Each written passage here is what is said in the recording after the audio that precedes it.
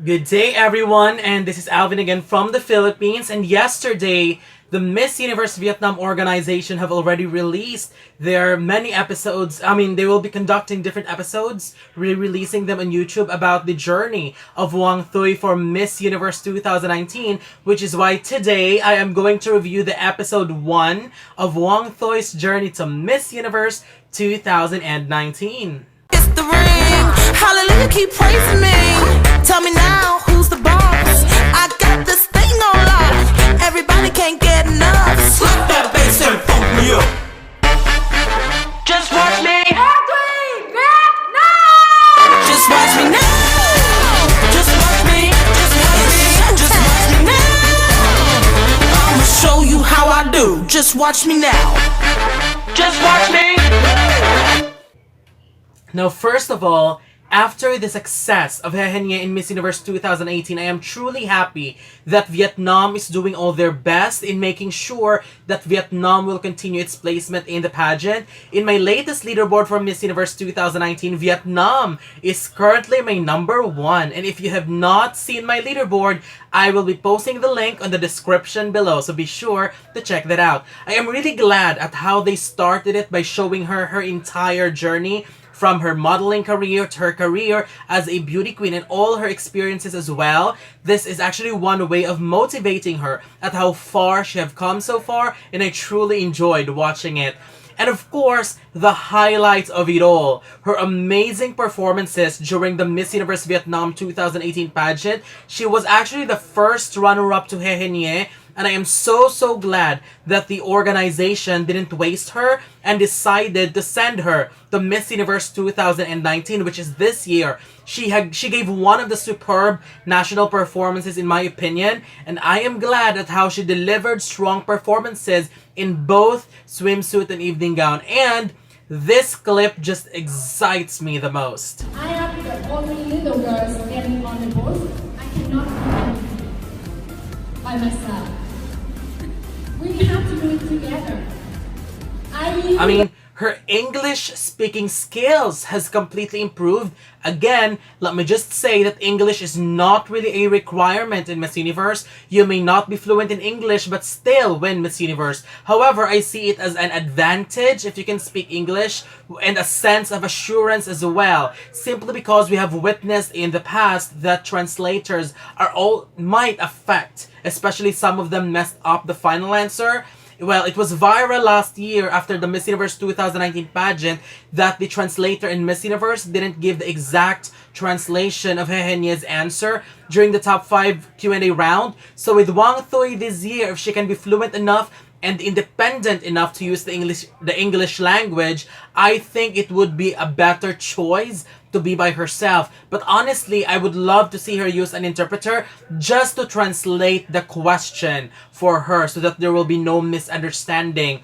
And if she could understand a question well and is confident in answering in English, then she can do so. I just admire her for taking this very seriously and working with people who will help her speak, deliver, and understand the language in the best way possible. So for this episode, they started critiquing her walk in 3 different rounds: swimsuit, evening gown, and national costume. But let me just remind everyone that these are just sample outfits. These are not the costume or outfits that she will bring or wear to Miss Universe pageant.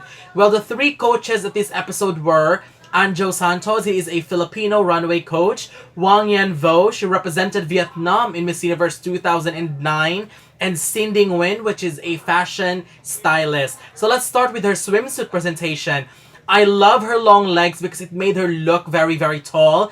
Loved her face as well. She has a great body, but the performance is a bit lackluster to me. It doesn't give me that much impact. It doesn't wow me, and for someone like her, who is considered as a front runner, it is quite a disappointing performance. However, I am very glad that the 3 observers are here because they are very frank, they are very direct and straight to the point when giving their comments to her, and they are not giving sugar-coated comments, and that's what I love about it. And I agree with Hoang Vo. I believe that her swimsuit performance at this part is not as good as her performance during the national pageant. I personally think that she needs to work on having that strong stage presence that impact.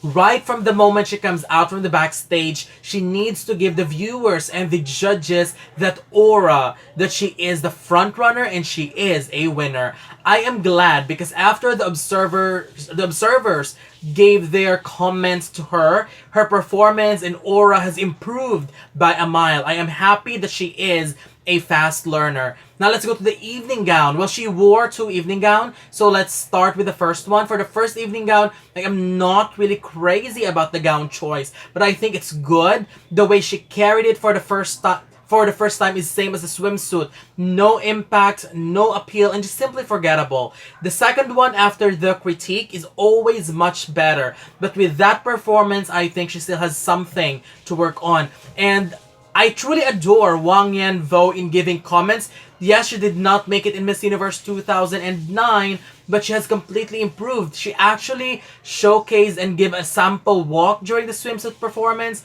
at this episode, which is very, very good. And at this evening gown round, she is quite harsh and very frank. And I love that because if you really wanted to improve, then you need to accept all the criticisms that is being thrown towards you if you really wanted to develop something. And I'm very glad as well because even though she is frank and honest, the way she gave her comment is still in the most constructive way possible.